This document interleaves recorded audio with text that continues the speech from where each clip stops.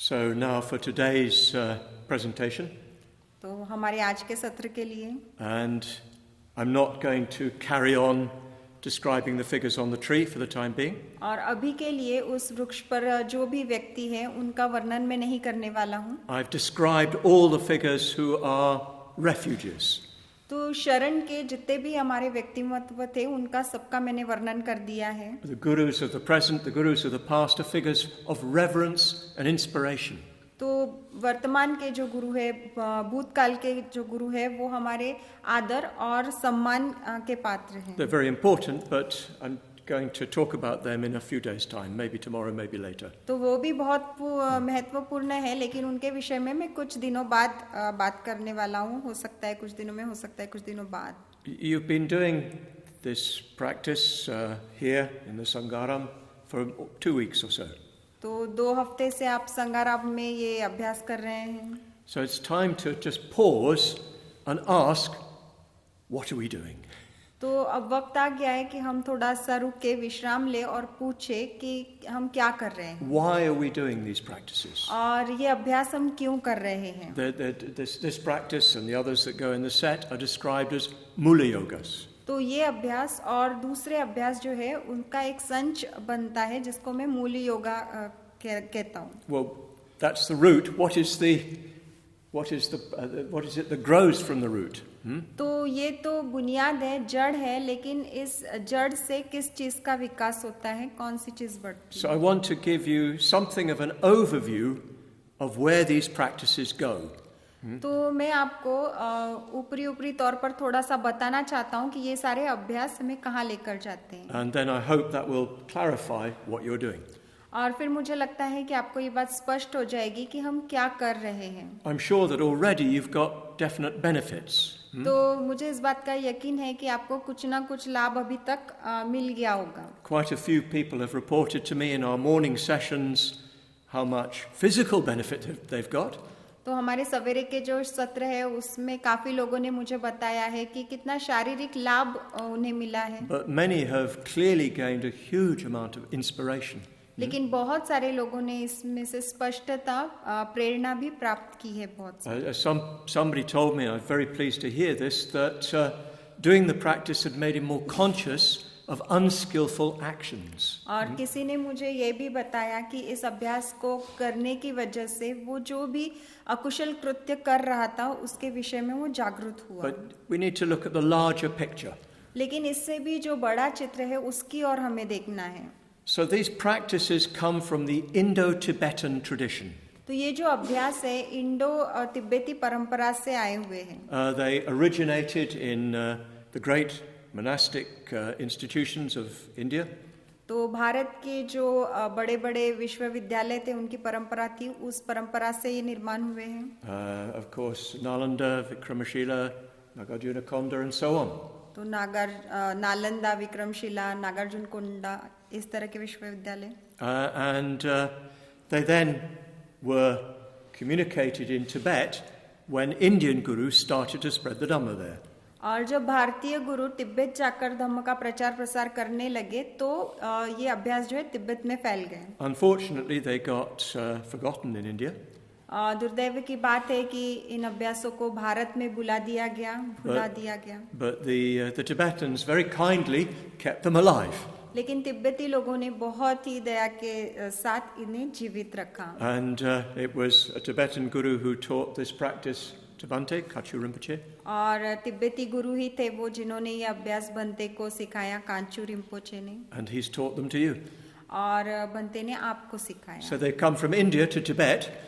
तो भारत से वो तिब्बत गए। Tibet to England.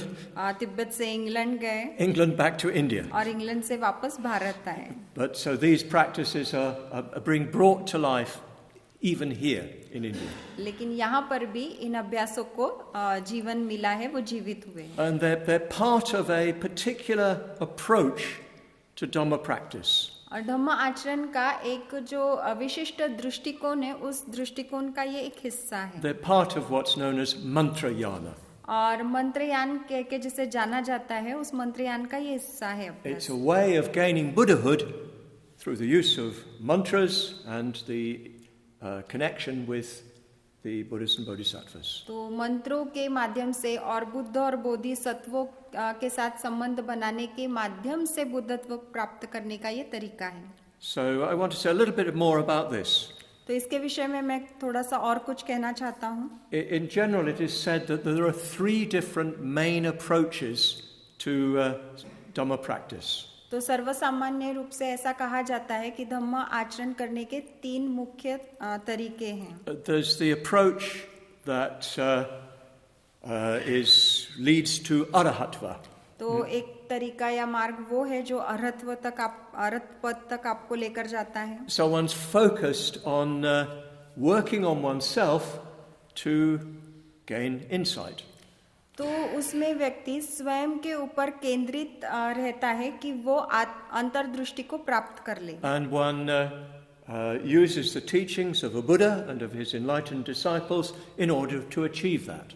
और उसके लिए व्यक्ति बुद्ध और उनके बुद्धत्व प्राप्त शिष्य जो है उनकी शिक्षाएं इस्तेमाल करता है. So at least at the start it seems as if what you're aiming at is personal freedom. तो शुरुआत में अगर देखें तो ऐसा नजर आता है कि व्यक्तिगत विमुक्ति प्राप्त करना ये आपका ध्येय है, उसे आपने अपना लक्ष्य बनाया है. Later of course it becomes much more rich. लेकिन बाद में आगे जाकर वो अधिक ज्यादा समृद्ध बन जाता है आपका ध्येय. But that's the way one looks at things on this path. लेकिन इस मार्ग पर व्यक्ति चीजों की ओर इस प्रकार से देखता The है. Shravaka Yana.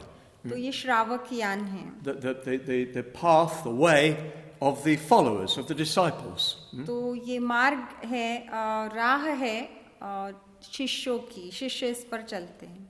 So that's the first of these particular ways of looking at things. तो ये पहला तरीका है इन चीजों की ओर देखने का. Then we have the Bodhisattva Yana. उसके बाद हमारे पास बोधिसत्व यान है. Here one is focused on gaining full and perfect enlightenment. यहाँ पर व्यक्ति पूरा और परिपूर्ण बुद्धत्व प्राप्त करने को अपना लक्ष्य बनाता है. Samyak Sambodhi.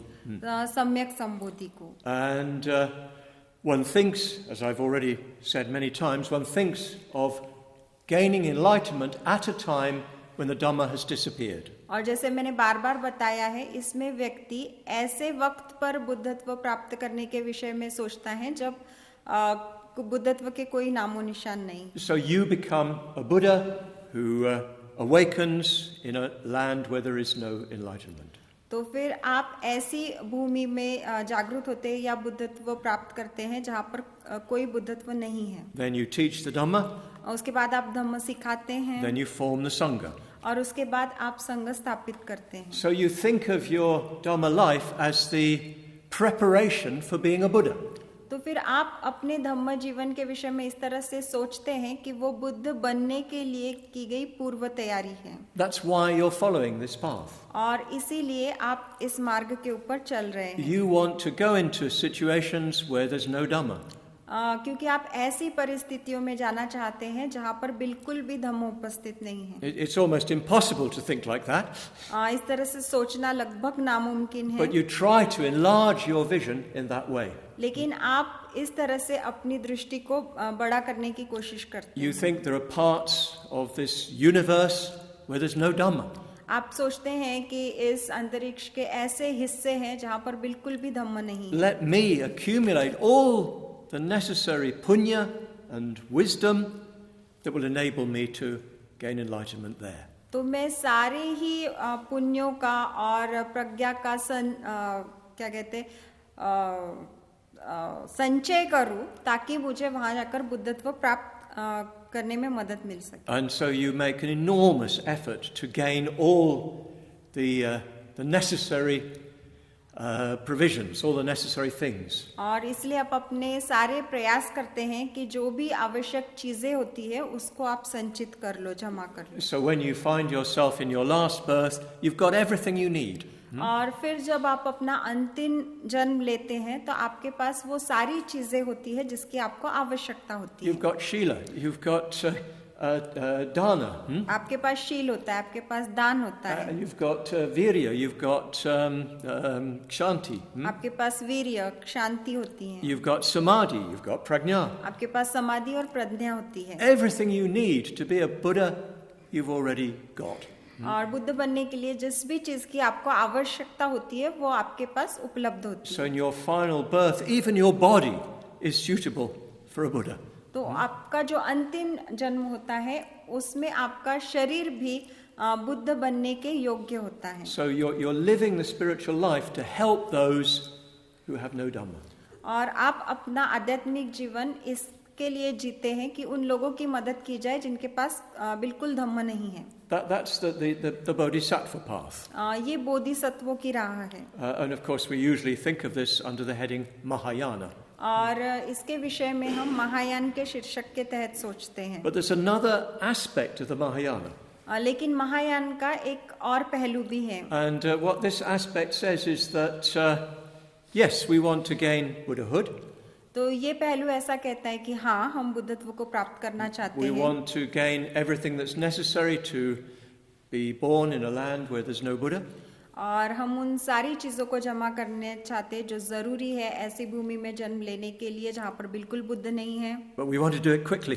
लेकिन हम इसे जल्दी जल्दी करना चाहते We हैं. don't want to take lifetime after lifetime. हम जन्मों के बाद जन्म नहीं लगाना चाहते उसमें. And the way we carry this out is through engaging with mantras and the Buddhas and Bodhisattvas who those mantras represent.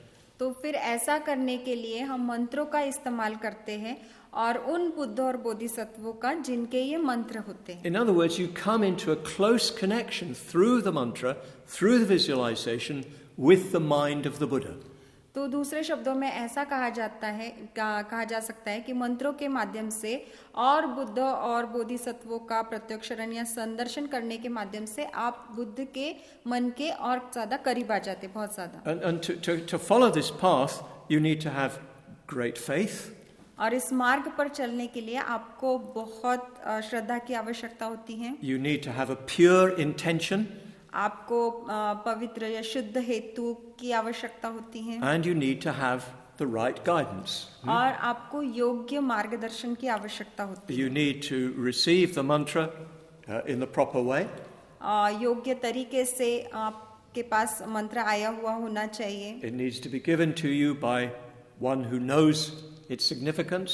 और उस मंत्र का क्या महत्व है जो व्यक्ति जानता है उस व्यक्ति द्वारा आपने ये मंत्र प्राप्त किया होना चाहिए. And who can communicate it on the basis of his or her own experience. और जो ये मंत्र आपको बता सकता है या मंत्र के विषय में या उसके अनुभव के विषय में अपने अनुभव के आधार पर. If you've got all that, अगर आपके पास ये सारी चीजें हैं, if you've got pure intention, अगर आपके हेतु कुशल अच्छे प्रामाणिक है, if you've got great faith, अगर आपके पास बहुत श्रद्धा है, if you've received it in the proper way, और अगर आपको योग्य पद्धति से मंत्र मिला हुआ and है, if you've received it from someone who has some real connection with what it signifies, then it will take you forward. और अगर आपने ऐसे व्यक्ति से मंत्र प्राप्त किया है जो सही में जानता है कि इसका महत्व क्या है और उस महत्व के साथ जुड़ा है, तो वो आपको आगे लेकर जाती है. In a way, all of those who've been ordained have, to some extent, begun to practice on that path. तो वो सभी लोग जिनकी दीक्षा हुई है कुछ हद तक उस राह पर उन्होंने अपना अभ्यास करना शुरू कर दिया. When you see the Buddha or Bodhisattva who you meditate upon in front of you, you're making connection with the mind of enlightenment. तो जब आप उस बुद्ध या बोधिसत्व को देखते हैं जिनका आप ध्यान कर रहे हैं, तो आप उस बुद्धत्व प्राप्त मन के संपर्क में होते हैं. When you say the mantra, it's as if the Buddha or Bodhisattva comes close. और जब आप उस मंत्र का पठन कर रहे होते तो जैसे वो बुद्ध या बोधिसत्व आपके करीब आ रहे होते. And you begin to take on that mind for yourself. और वो मन फिर आप स्वयं ही धारण करना शुरू कर देते हैं. In general, in this kind of practice, there are 3 stages. तो आमतौर पर इस प्रकार का जो अभ्यास होता है इसमें 3 स्तर होते हैं इसके. You could say the first stage is simply seeing the Buddha Bodhisattva in front of you. तो आप कह सकते हैं कि पहला चरण ये होता है कि आप केवल उस बुद्ध या बोधिसत्व को अपने समक्ष देखते हैं. And feeling great faith, great devotion. और बहुत श्रद्धा और भक्ति महसूस करते हैं. And making a connection from your side. और अपनी ओर से उनके साथ संबंध बनाते हैं। The second stage is where the Buddha or Bodhisattva begins to bless you. और दूसरे चरण में ये बुद्ध या बोधिसत्व जो है वो आपको आशीर्वाद प्रदान शुरू करते हैं। In other words, you make contact with the energy of that mind. तो दूसरे शब्दों में उस मन की जो ऊर्जा होती है उसके साथ आप संबंध बनाते हैं। And so you begin to feel it very directly. और बहुत ही प्रत्यक्ष रूप से आप उसको महसूस करना शुरू करते And हैं it begins to transform you. और वो आपको परिवर्तित करना शुरू कर देती You है। really open yourself up to the Buddha or Bodhisattva so that their mind becomes more and more your mind. और आप पूरी तरह से अपने आप को बुद्ध और बोधिसत्वों के प्रति खुला कर देते हैं ताकि उनका मन आपका मन बन जाता है। In this phase of practice, when you finish the practice, you dissolve the Buddha or Bodhisattva into yourself. तो ये जो चरण होता है अभ्यास का, इसमें उस बुद्ध या बोधिसत्व के शरीर को आप अपने अंदर जो है वो सोख लेते, समा लेते हैं। Usually you bring them into your heart. आमतौर पे उन्हें आप अपने हृदय में लेकर आते हैं। The third level, which is in a sense the highest level, और तीसरा चरण जो सबसे उच्चतम चरण है, you begin the practice completely identifying with the Buddha or Bodhisattva. तो आप अभ्यास का जब आरंभ ही करते हैं उसी वक्त आप पूरी तरह से वही बुद्ध या बोधिसत्व होते हैं, उनके जैसा ही अपने आप को देखते हैं। So in our tradition we especially do this when we visualize Tara. तो हमारी जो परंपरा है उसमें हम ये करते हैं, खास करके जब हम तारा का अभ्यास करते हैं। We are Tara. तो हम वास्तव में तारा होते हैं उस अभ्यास में। It's not so much that we are Tara, it's that Tara replaces us. तो ऐसा नहीं होता है कि हम तारा है, लेकिन एक प्रकार से ऐसा होता है कि तारा हमारी जगह ले लेती है। We've gone, Tara is there. हम चले जाते हैं और तारा उस स्थान पर आ जाती है। And we do the same with the Avalokiteshvara practice. और ऐसा ही हम अवलोकितेश्वर की साधना के अभ्यास में करते हैं। You suddenly find that Avalokiteshvara is where you were. तो आप एकाएक देखते हैं कि जहाँ पर आप थे अब वहाँ पर अवलोकितेश्वर है। In other words, at this stage you've completely identified yourself with the mind of the Buddha or Bodhisattva on whom you're meditating. दूसरे शब्दों में इस चरण में जिस बुद्ध या बोधिसत्व के ऊपर आप ध्यान कर रहे हैं, आप बिल्कुल वही हो जाते हैं, उनके जैसे हो जाते हैं, उनमें आप में फर्क नहीं देखते। And then you just stay in the state of that Buddha or Bodhisattva. और फिर उस बुद्ध या बोधिसत्व बने होने की ही अवस्था में आप रुकते हैं, बैठते हैं। And if you are able to do this fully enough, you get up as Avalokiteshvara. और अगर इसको आप पूरी तरह से कर पाए तो फिर आप अवलोकितेश्वर बनकर ही या अवलोकितेश्वर की तरह ही खड़े होते हैं। The practice says that your mind is Amitabha's mind. और अभ्यास ऐसा कहता है कि आपका मन उस वक्त अमिताभ का मन होता है। Your speech is Om Mani Padme Hum. और आपकी जो वाचा या वाणी या शब्द होते हैं वो ओम मणि पद्मे हूँ होते हैं। Every action you take is the action of Avalokiteshvara. और जो भी आप कृति करते हैं वो अवलोकितेश्वर की कृति होती है। And the world you occupy is Sukhavati. और जिस दुनिया में आप होते हैं वो सुखावती होती है। So you can see that this kind of practice brings you to, well, enlightenment itself. और आप देख सकते हैं कि इस प्रकार का अभ्यास जो है आपको स्वयं बुद्धत्व तक लेकर आता है। And even beyond that, there's a stage where you simply sit in full awareness.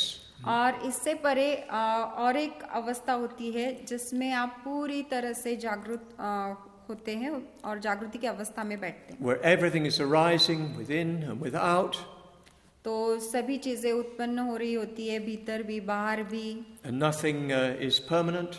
कोई भी चीज स्थायी नहीं होती। And you are not attached to anything. और आप किसी भी चीज से चिपके हुए या आसक्त नहीं होते। Or more accurately, there is no attachment to anything. या और भी सही तरीके से कहा जाए तो किसी भी चीज के प्रति कोई आसक्ति नहीं होती। So you can see this is just the same as the Shravakayana. तो आप देख सकते हैं कि ये बिल्कुल श्रावक यान की तरह ही है। The result is the same. परिणाम जो है अंतिम वो एक जैसा ही है। It's the same as the Bodhisattva yana. और बोधिसत्व यान का जो परिणाम है उसी तरह का ये है। The final experience is the same. तो अंतिम अनुभव जो है वो एक जैसा ही है। But in the mantra yana, you use especially the power of mantra and of image. लेकिन मंत्र यान में आप खास करके मंत्रों की और वो जो प्रतिमा या आकृति है उसकी ताकत का इस्तेमाल करते हैं। And this appeals very strongly to some people. कुछ लोगों को ये बहुत भाता है, Not to everybody. सबको नहीं भाता उतना। If it doesn't, that's okay. There are other two yanas. अगर आपको ये इतना नहीं भाता है तो कोई बात नहीं, दूसरे भी दो यान हैं। But my sense is that probably amongst people in India, there's great faith. लेकिन मेरा अनुभव ऐसा कहता है या मुझे ऐसा महसूस करता है कि भारत में लोगों में बहुत श्रद्धा है। So this practice gives this approach to practice uses that faith. तो अभ्यास करने का ये जो तरीका है उस श्रद्धा का उपयोग करता है। Of course, it's not therefore faithful but stupid.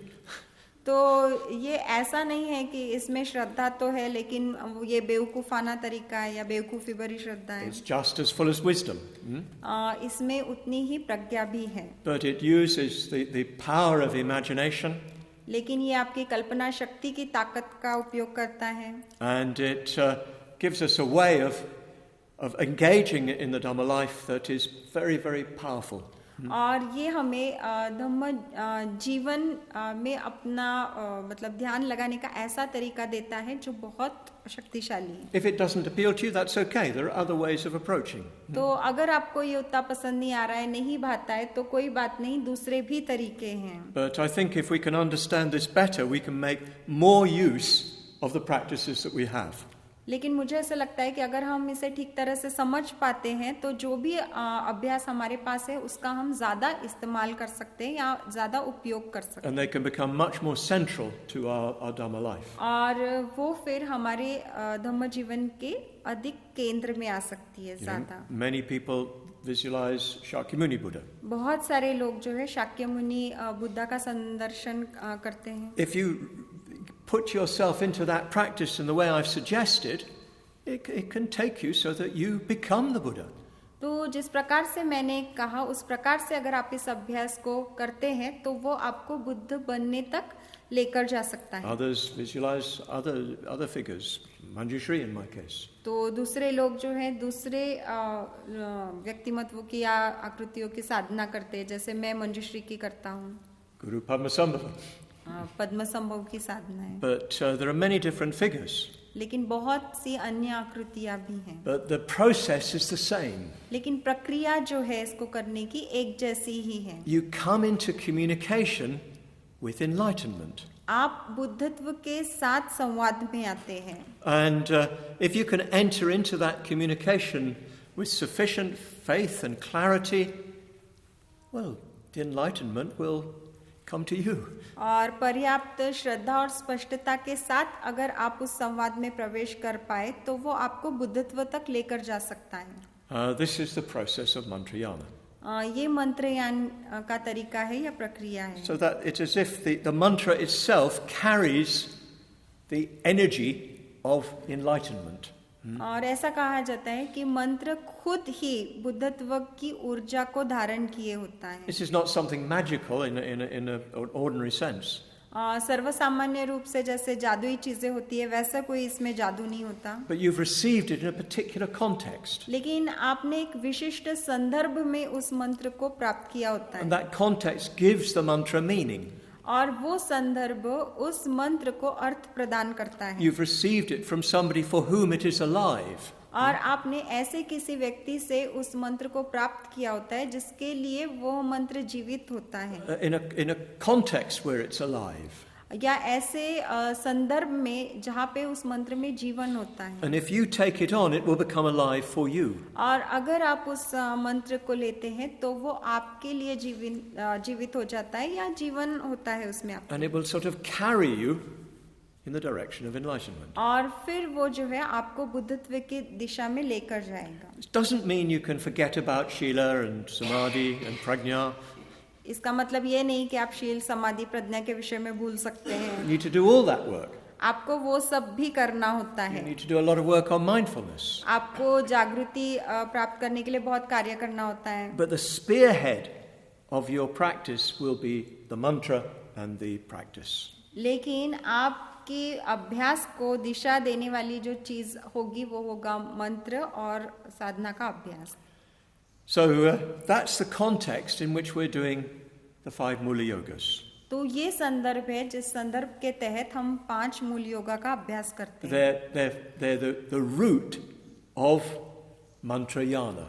तो ये 5 मूल योगा जो है वो मंत्रयान की बुनियाद है। In a way, we oughtn't to give you visualization practices, sadhanas, until you've done all 5 Mula Yogas.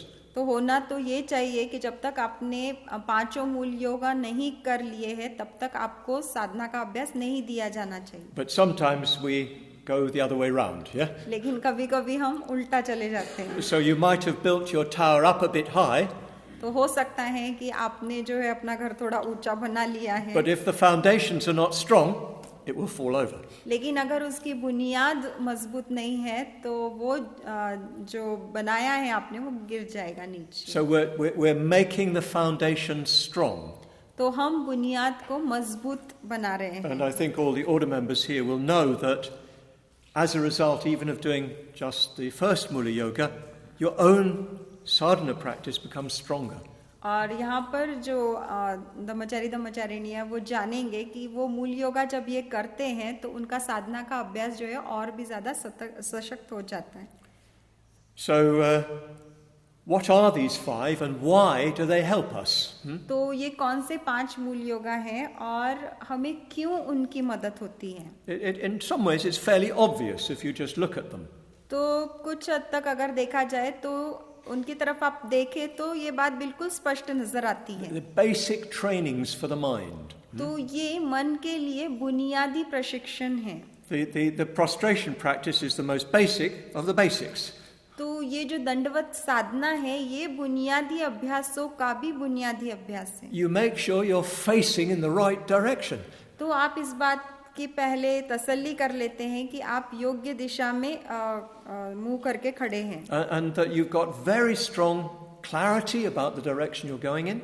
और आपको बहुत ही स्पष्टता है कि आप किस दिशा में जा रहे हैं। You know what you revere. आप जानते हैं कि किस चीज की आप पूजा कर रहे हैं। You know where the center is. आप जानते हैं कि उसका केंद्र क्या है। And you're developing great faith. और आप बहुत श्रद्धा का विकास कर रहे हैं। And great energy. और बहुत ऊर्जा का। I'm sure you've all experienced that even during these days. तो मुझे लगता है कि इन दिनों में आप सबने उसका अनुभव किया होगा। Many of you told me this with faces shining, yeah? और आप में से बहुत लोगों ने मुझे ये बताया और बताते समय चेहरे आपके चमक रहे थे। It's obvious that it's having the right effect. तो ये बात स्पष्ट है कि उसका योग्य परिणाम हो रहा है। It's also having an effect on the body. उसका शरीर के ऊपर भी परिणाम हो रहा है। Because strangely, a lot of our mental states are actually in the body. ये बात विचित्र लग सकती है लेकिन हमारी बहुत सारी मानसिक अवस्थाएं जो है वो हमारे शरीर में स्थित होती है। The kleshas are actually locked into our bodies. तो हमारे जो क्लेश है वो हमारे शरीर में कैद है। And you need to clear your body. और आपको अपने शरीर को मुक्त करना होता है, शुद्ध करना होता है। In the language of Qigong, you need qi to be flowing freely. और चीकुंग की भाषा में अगर कहा जाए तो आपकी ची जो है वो मुक्त रूप से प्रवाहित हो रही होनी चाहिए। In the language of yoga, the prana needs to be flowing. और योगा की भाषा में अगर बात किया जाए तो प्राण का प्रवाह बना रहना चाहिए। If the energy is blocked, then your understanding can't go deeper. अगर आपकी ऊर्जा कहीं पर बंदिस्त है तो आप what cannot go deeper? Your meditation, your experience can't go deeper. तो फिर आपका अनुभव जो है वो बहुत गहरा नहीं जा सकता। Your mind can't go deeper. आपका मन बहुत गहराई तक नहीं जा सकता। So you'll experience also a physical release. तो आपका अनुभव जो है एक तरह से शारीरिक ऊर्जाओं को भी मुक्त करता है. That's partly why we're enjoined to do a lot of prostrations. और इसीलिए हम बहुत सारे दंडवत या प्रणिपात कर रहे हैं. Because it really gets the body loose and free. क्योंकि उससे हमारा शरीर जो है ढीला और मुक्त हो जाता है. And we need to pay a lot more attention to our physical health. और हमारी शारीरिक जो स्वास्थ्य है उसके तरफ हमें और ज्यादा ध्यान देना है. In a sense, you could say it's this body that gains enlightenment. क्योंकि एक तरह से आप कह सकते हैं क्योंकि ये वही शरीर है जिसको बुद्धत्व मिलना होता है. And this body, if it's in a bad state because of our emotions and the way we behaved, it can hold us back. और अगर ये शरीर बुरी स्थिति में है हमारी भावना की वजह से या हम जो भी कर्म करते हैं उसकी वजह से, तो फिर नहीं मिल सकता. In fact, in the Mantrayana, a lot of attention is put upon bodily health and flexibility and clarity. तो मंत्रयाना में शारीरिक स्वास्थ्य है, आपके शरीर का लचीलापन जो है और शुद्धता या साफ होना, पवित्रता, उसके ऊपर बहुत ध्यान दिया जाता है. And even quite a lot of discussion, which is very like the discussion of Qigong. और बहुत सारी जो बातें उसमें की गई है वो उसी प्रकार की है जिस प्रकार की बातें चीकुंग में की गई है ऊर्जा को लेकर. So the prostration practice really helps us in that way. तो ये जो दंडवत साधना है हमें वास्तव में उस तरीके से मदद करती But है. it develops a very strong sense of direction and commitment. लेकिन इससे बहुत ही मतलब मजबूत रूप से दिशा, कौन सी दिशा में हम जा रहे हैं और हमारी प्रतिज्ञाबद्धता कैसी है उसका भाव विकसित होता है. Of course, in doing that, you're doing something very, very skillful. और ये जब आप कर रहे होते हैं तो आप बहुत ही कुशल काम कर रहे होते हैं. You could say that going for refuge to the Buddha, Dhamma and Sangha is one of the most meritorious action you can perform. तो आप ऐसा कह सकते हैं कि जो भी पुण्य का काम आप कर सकते हैं उसमें सबसे ज्यादा पुण्य का काम है बुद्ध, धम्म और संघ की शरण में जाना. So when you perform a karma, there's a karma vipaka. तो जब आप कर्म करते हैं तो कर्म विपाक होता है. And the karma vipaka of prostrations is that white light that purifies you. और दंडवत का कर्म विपाक वो सफेद रोशनी या सफेद प्रकाश होता है जो आपको पवित्र या शुद्ध करता है. And that exposes all your past unskillfulness. और आपका भूतकाल का जितना भी अकुशल कर्म होता है वो उस रोशनी में दिखाई पड़ देता है, वो सामने लेकर आ जाता है. Very important, that last part of the practice. तो अभ्यास का जो वो अंतिम हिस्सा है वो बहुत ही And महत्वपूर्ण one है. needs to make sure one leaves enough time for that properly. और हर एक को इस बात की तसल्ली कर लेनी चाहिए कि वो आखिरी हिस्सा करने के लिए सभी के पास पर्याप्त समय है. And actually connects what's going on with the black within you with things that you've actually done, body, speech, mind. और आपको वो संबंध जोड़कर देखना है कि वो क्या आपके अंदर का वो काला है और वो शारीरिक और मानसिक और वाचिक कौन से कर्म है जो आपने किए हुए जिसकी वजह से वो कालिक जमा हुई है. So that's the first and most basic. तो ये पहला है और बहुत ही बुनियादी है. They're done in different orders, but often the next one is the Vajrasattva practice. बाकी के अभ्यास अलग अलग क्रम में किए जाते हैं, लेकिन अक्सर बाद में आने वाला जो होता है वो है वज्रसत्व का अभ्यास या साधना. So you imagine Vajrasattva, who's the Dhammakaya on the tree. तो आप वज्रसत्व की कल्पना करते हैं और शरण वृक्ष पर वो धर्मकाया का प्रतिनिधित्व कर रहे हैं. And he represents absolute purity. और वो परिपूर्ण शुद्धता के प्रतीक है. The Dhammakaya can't be impure. धम्मकाया अशुद्ध हो ही नहीं सकती. In a way, you could say it's beyond purity and impurity. एक तरह से आप कह सकते हैं कि वो शुद्धता या अशुद्धता के परे हैं. It's what you really are most deeply. और आपकी गहराई में जो है वो वज्रसत्व है. Your mind ultimately is completely pure. आपका मन अंतिमता पूरी तरह से शुद्ध है. It can't be anything else. अब वो और कुछ हो ही नहीं सकता शुद्ध होने के अलावा. But you've got to get rid of the impurities to realize the inherent purity. लेकिन जो भी अशुद्धताएं हैं उससे आपको छुटकारा पाना होता है ताकि आप आप वो अंतर्निहित जो शुद्धता है उसका अनुभव ले सके। Sometimes it's compared to a mirror. कभी कभी उसकी तुलना आईने के साथ की When जाती the है। mirror has dust on it, it loses its clarity. जब आईने के ऊपर धूल जमा होती है तो वो अपनी स्पष्टता खो देता है, But the mirror is always clear. लेकिन आईना जो होता है वो अपने आप में हमेशा ही स्पष्ट होता So a है। lot of our work is removing all the dirt that stops the mirror from being clear. तो हमारा बहुत सारा काम ये है कि उस धूल को हमें साफ करना है, जो धूल उस आईने को स्पष्ट होने से मतलब रोक रही है। So in this practice, we're making a very close connection with our own ultimate nature. तो इस अभ्यास में हमारा अपना जो अंतिम स्वभाव होता है उससे हम बहुत ही करीब संबंध बना रहे हैं। And we imagine Vajrasattva sitting above our heads. और हम कल्पना करते हैं कि वज्र सत्व जो है हमारे सिर के ऊपर आसीन है। And we imagine that from his heart, in his heart, his mantra is turning. और हम कल्पना करते हैं कि उनका जो हृदय, उनका जो मन है, वहाँ पर उनका मंत्र जो है इस तरह से घूम रहा है। And from that mantra, drops of pure white nectar are falling onto the crown of one's head. और उस मंत्र में से शुद्ध सफेद सुधा या अमृत की धारा जो है आपके शरीर के शीर्ष के ऊपर गिर रही है। And they enter the crown of your head and pass down the medium nerve.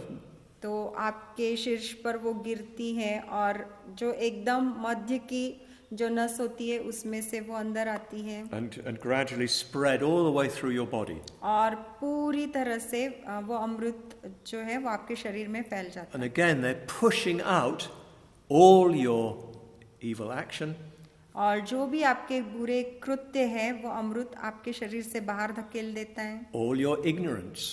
आपका पूरा अज्ञान, So you're just completely pure.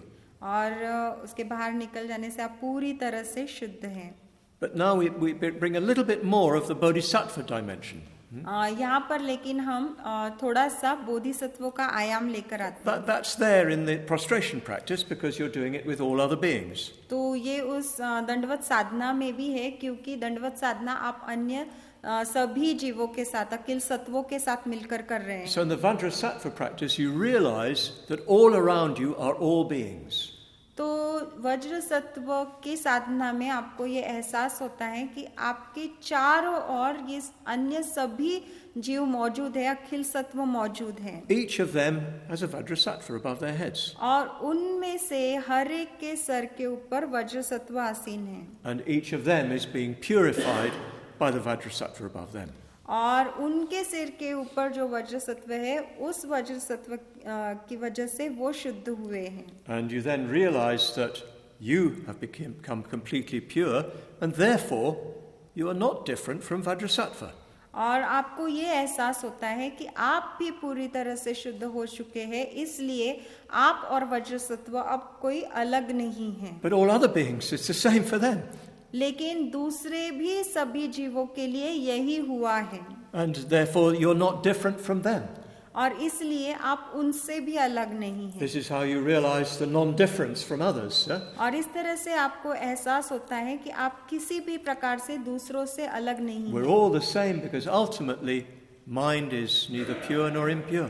और अंतिमता हम सब एक जैसे ही है, क्योंकि मन ना तो शुद्ध है ना अशुद्ध है, It's beyond impurity. वो अशुद्धता के परे है। So we realize our identity with all beings, तो हम को एहसास होता है कि हम बिल्कुल दूसरे जीवों की तरह है, सभी के जैसे हैं, and we realize our identity with Vajrasattva. और हमें एहसास होता है कि हम बिल्कुल वज्र सत्व जैसे हैं। So here the purification is going much, much deeper.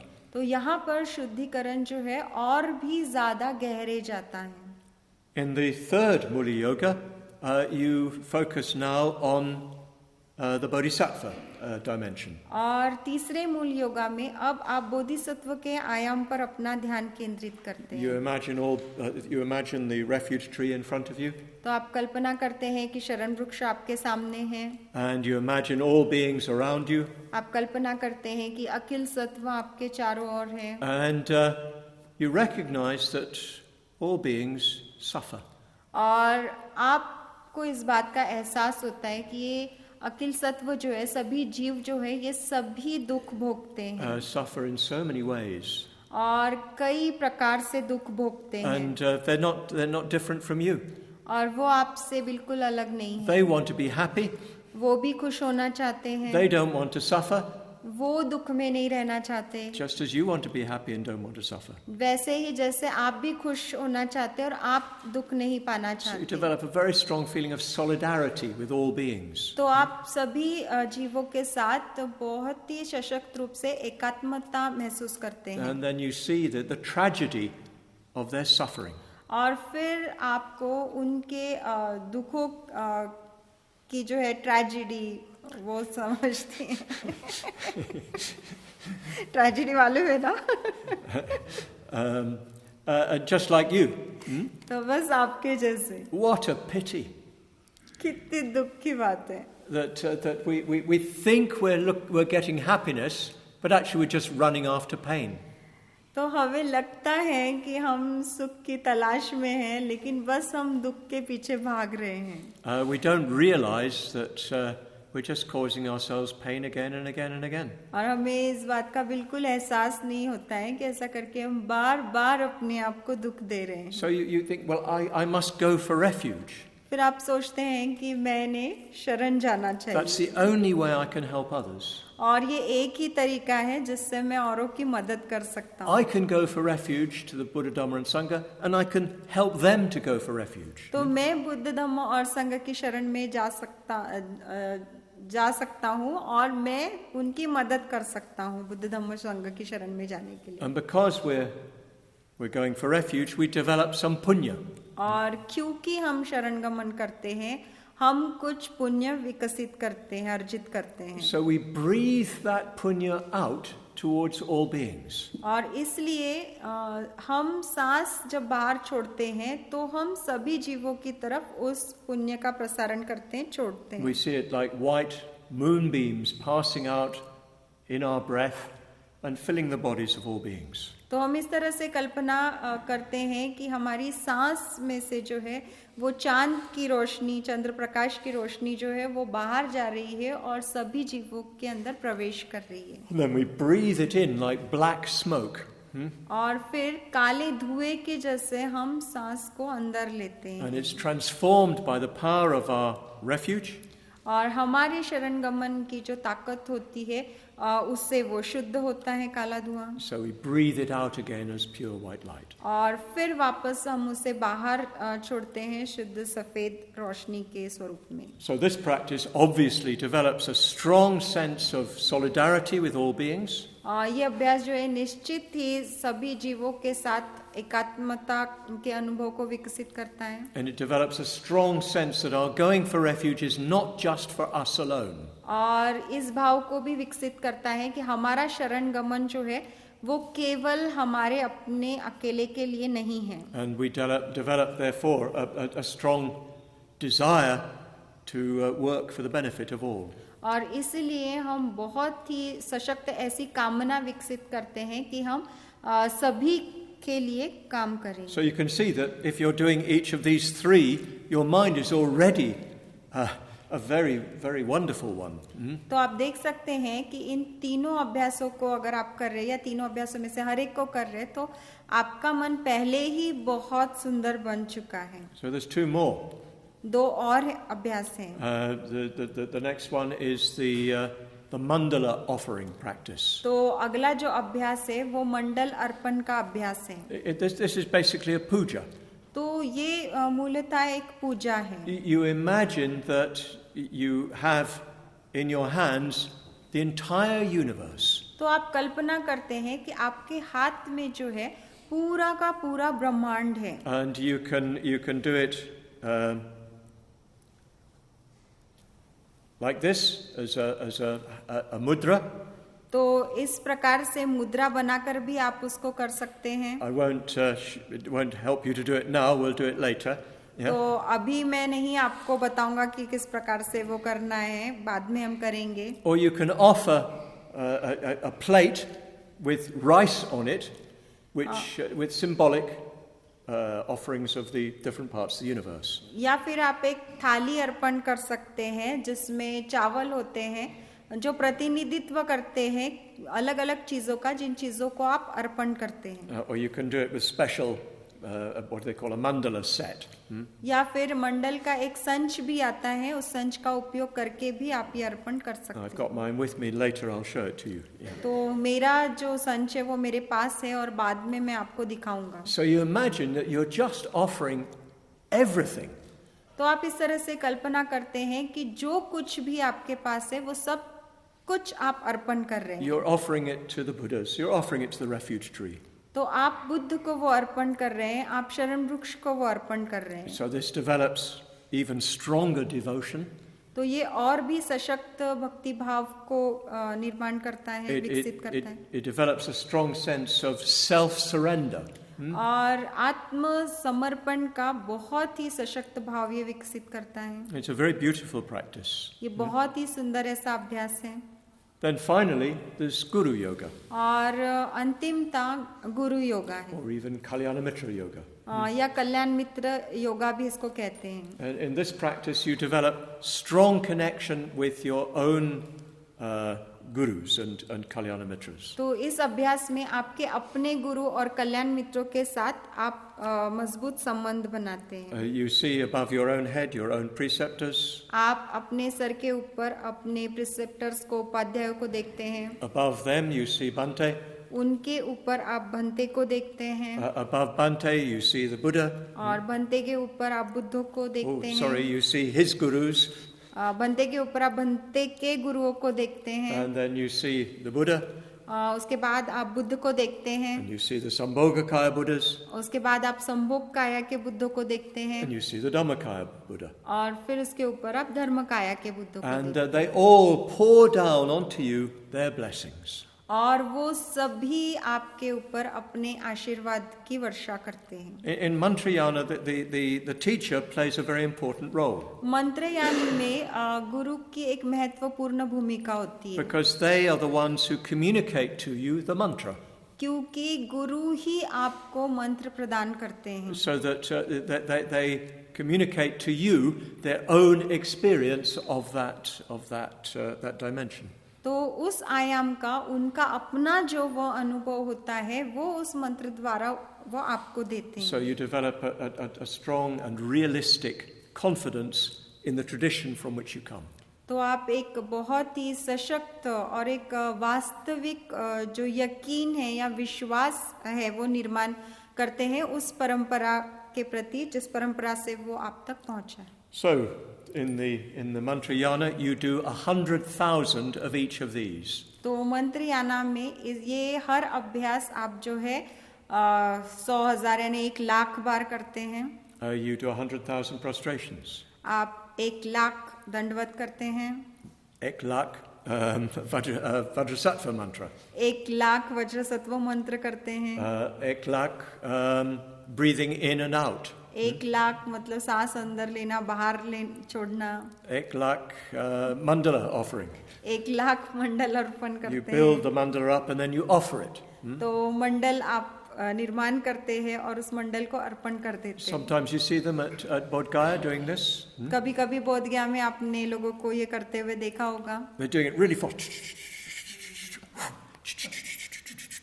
तो बहुत तेजी से वो कर रहे होते हैं. मंडल बनाते अर्पण कर देते, बनाते अर्पण कर They देते. pour it this way, not towards them. Yeah. हाँ, तो वो इस तरह से नहीं अर्पण करते, अपनी और अर्पण करते हैं. So yes, you do 100,000 of those, तो 1,00,000 मंडल अर्पण करने and 100,000 of the verses that go with the Guru Yoga. और 1,00,000 बार आपको वो गाथाएं कहनी है जो गुरु योगा के साथ आपको बोलनी है. So all of this has a very powerful impact on your mind. तो इन सभी बातों का आपके मन के ऊपर बहुत ही सशक्त ऐसा परिणाम होता है, प्रभाव होता है. So when you take on a deeper level of practice, when you take on the mantra of a particular yidam, then you have a mind that's much more open. तो जब आप कोई विशिष्ट साधना लेते हैं या मंत्र लेते हैं तो आपका मन ऐसा बन जाता है जो बहुत ज्यादा खुला होता है. And which is much more focused. और जो बहुत ज्यादा केंद्रित होता है, more energy, ऊर्जा ज्यादा होती and है, more faith, और आप में श्रद्धा भी अधिक होती है, and more clarity. आपकी स्पष्टता बढ़ चुकी होती है, And of course that will then mean that you do it with greater effect. और फिर इसका अर्थ ये है कि आप जब वो करेंगे तो उसका परिणाम भी अधिक होगा. So in our case, many of us have already started that kind of practice. तो हमारे बारे में देखा जाए तो बहुत लोगों ने उस अभ्यास को शुरू कर दिया है. So we're going back and building better foundations. तो हम पीछे जा रहे हैं और अच्छी बुनियाद बना रहे हैं, मतलब बुनियाद मजबूत कर रहे हैं. In building terms, we're doing some underpinning of our foundations.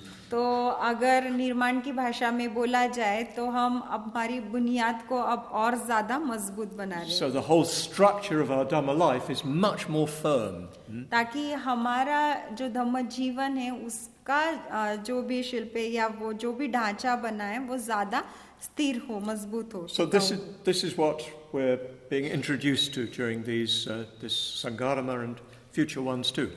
तो ये जो संघाराम है, इस संघाराम में हमें इन सारी बातों का मतलब परिचय मिलेगा, इस वाले में भी और आने वाले संघाराम में. During the 2 months, we'll at least get some taste of all 5.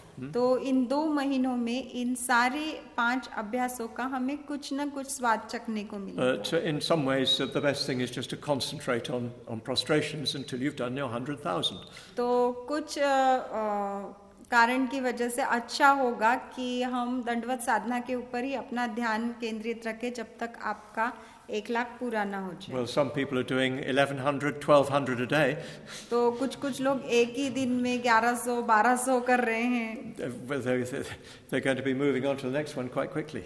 तो वो अगले अभ्यास में बहुत ही जल्दी प्रवेश कर जाएंगे. But it is useful to have that figure of 100,000. तो एक तरह से वो जो आंकड़ा है 1,00,000 का वो मदद ही करता है. It means it's not your choice.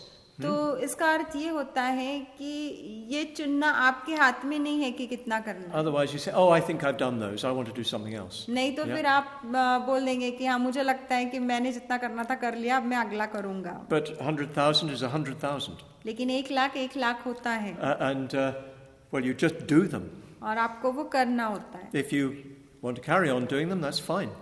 अगर आप उनको उससे भी आगे करते रहना चाहते तो बहुत अच्छी बात है. Many people do the 5 Mula Yogas again and again and again. तो बहुत सारे जो लोग हैं 5 मूल योगा जो है वो बार बार दोहराते रहते, करते रहते. Tsongkhapa is said to have done 5 Mula Yogas 8 times in his life. तो ऐसा कहा जाता है कि अपने जीवन में सोंगखापा ने ये 5 मूला योगा जो है वो 8 बार किए. And he did a lot of other things as well. और उसके साथ ही उन्होंने बहुत सारी दूसरी भी चीजें की. And he kept on doing them to the end of his life. और अपने जीवन के अंतिम समय तक उन्होंने उससे करना जारी रखा. And although he was obviously a very highly developed individual. और ये बात स्पष्ट है कि वो बहुत ही विकसित ऐसे व्यक्ति थे अपने So आप में. I hope all this gives you a better idea of what you're doing. तो मुझे लगता है कि ये सारी बातों ने स्पष्ट किया होगा आपके सामने इस बात को कि आप क्या कर रहे हैं. You're giving yourself a really good foundation. तो आप अपने आप को एक बहुत ही अच्छी बुनियाद दे रहे हैं. You're making your roots go deep. तो आप अपनी जड़ों को गहरे जाने दे रहे हैं. And you know that with a tree, the deeper the roots, the higher the tree. और पेड़ के बारे में आप जानते हैं कि उसकी जड़ें जितनी ज्यादा गहरी होती है उतना ही वो पेड़ ऊंचा होता है. If you want to build a tower block, you have to have very good foundations. तो अगर आपको कोई मीनार बनानी है तो आपको बहुत ही मजबूत बुनियाद उसकी बनानी पड़ती है. So if you want to follow this particular approach, this mantrayana approach, this will be a necessary basis. तो अगर आप इस मंत्र याना के जरिए आगे जाना चाहते तो फिर ये आपकी मजबूत ऐसी बुनियाद होगी. So I hope this gives you some clear idea. तो मुझे लगता है कि ये आपको कुछ स्पष्ट कल्पना दे रहा होगा. Tomorrow I'm going to go back even a stage further. तो कल मैं और एक कदम आगे जाने वाला हूँ. We're going to talk about the foundation of the foundations. तो इस बुनियाद की जो बुनियाद है उसके विषय में हम बात करने वाले And हैं। again, really, we should have started with that. और देखा जाए तो वहां से हमने शुरुआत करनी चाहिए थी। But in some ways, it's better to just get everything going. लेकिन कभी कभी ये भी अच्छा होता है कि बस हम चीजें करना चालू कर दे या चीजें चलती But रहे, then you've got some experience. और फिर आपको कुछ अनुभव आता है, And then you can see, oh, yes, I need to do more work back here. और फिर आप देखने लगते हैं कि हाँ मैंने यहाँ पर पीछे ये काम भी करना चाहिए। So I hope that clarifies things, and I hope it gives you more understanding of where you are. तो मुझे लगता है कि इसने चीज़ों को स्पष्ट किया होगा, और इस बात को भी कि आप कहाँ पर हो अपने अभ्यास में। So thank you very much. तो बहुत बहुत धन्यवाद। I noticed that some of the ladies are nicely dressed, and that Varaprabha has got his special lungi on, so it must be my birthday. तो मैंने देखा है कि महिलाएं बहुत अच्छे से तैयार होकर हैं और वरप्रभु भी अपनी खास लुंगी पहन कर है, तो शायद मेरा आज जन्मदिन है। हैप्पी